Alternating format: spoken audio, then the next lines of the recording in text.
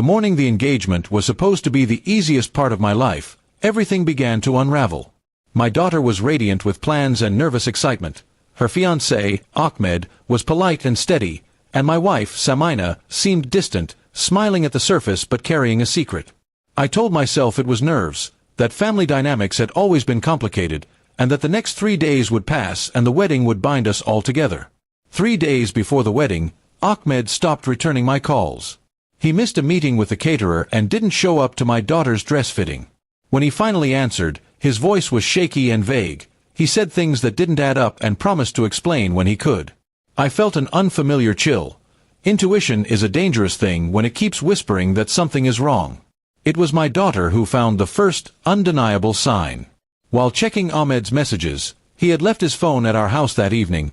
She saw texts from my wife. They weren't ordinary messages. They were intimate, insistent, and they asked him to meet. My daughter's world tilted. She came to me with the phone in her hand, eyes burning. I felt my own world tilt right alongside hers. Confrontation is never as cinematic as people imagine. There were no raised voices at first, only questions that needed answers. I asked Ahmed what had happened. He broke down and admitted that he had been manipulated, pulled into late-night conversations and secret meetings with Samina. He said she had promised him things, told him lies about our family, and pressured him at a time when he was vulnerable. He sounded ashamed, confused, and lost.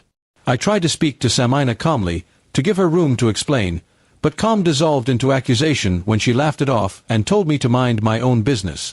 That laugh was worse than anger. It was a revelation of indifference. She didn't deny it. She didn't apologize. She simply shrugged and said the situation had complicated itself. I realized then that this was not a lapse in judgment. It was a choice she had made repeatedly.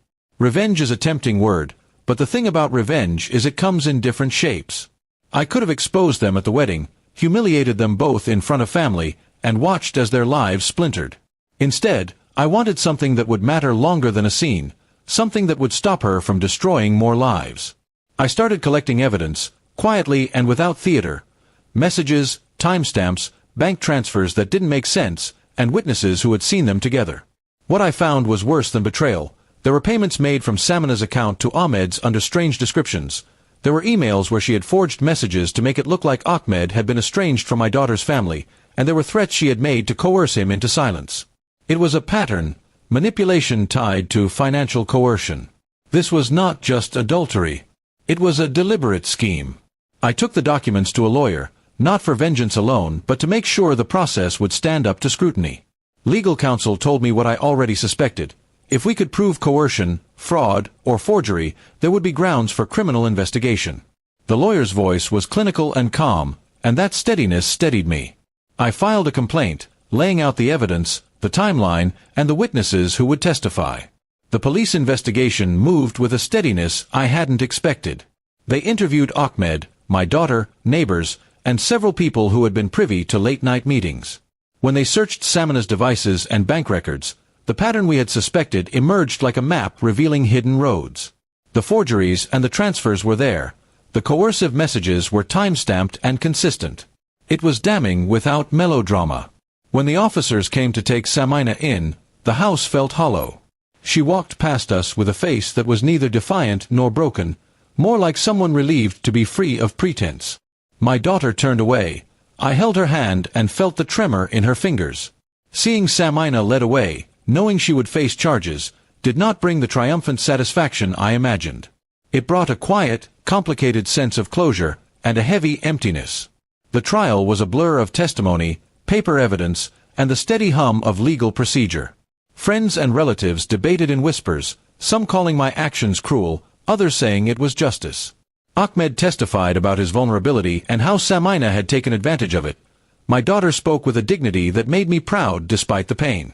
The judge listened, read, and finally delivered a sentence that included conviction for fraud and coercion. Samina was ordered to serve time and to make restitution. People asked me afterward if I felt vindicated.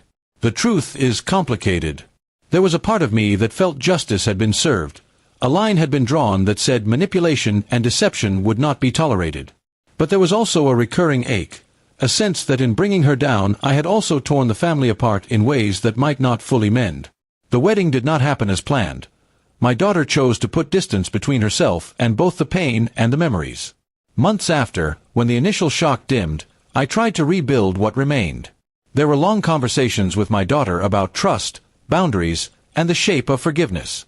She was angry but thoughtful, and she decided to take time before making any big decisions about her future. I supported her without imposing my will. This, too, felt like a form of repair. As for me, I learned that revenge can be a tool when wielded with a clear purpose, but it is not a salve for grief.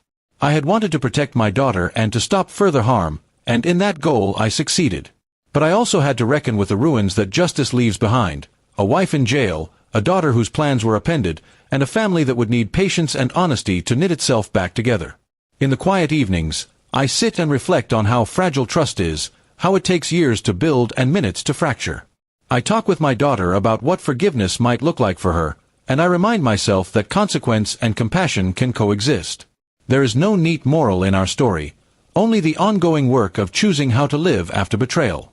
If there is any lesson I would pass on, it is this: when someone you love betrays you, acting with clarity and principle matters more than acting from rage. I chose a path that sought to stop harm and to hold someone accountable rather than to humiliate them for spectacle. That choice did not erase the hurt, but it gave us a foundation to begin again, slowly, carefully, and with our eyes open.